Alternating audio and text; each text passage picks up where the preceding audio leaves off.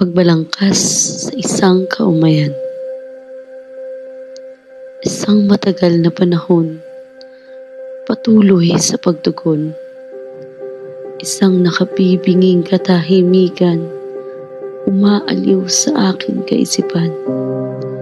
Tumatangis, humihikbi, nananaghoy, nagmamaliw. Maraming kabanata ang patuloy na umuugoy. Mga pinagdaanang kalungkutan, mga sakit na naranasan, mga karumaldumal na kamalian, mga pusong sugatan.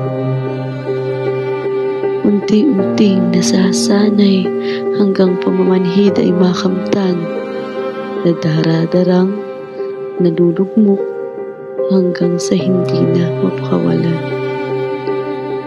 Unti-unti, mga kagatagang ito'y bumabalangkas sa kaumayan. Sa kaumayan sa kahirapan, na pilit pinaglalabanan. Sa kaumayan sa kalungkutan, hirap na pinagdadaanan. Natatanging pahinga sa pagbalangkas ng walang karaka-raka. Itong patuloy na pag-ahon, itong patuloy na pagtugon, gawing daan sa panibagong paglingon.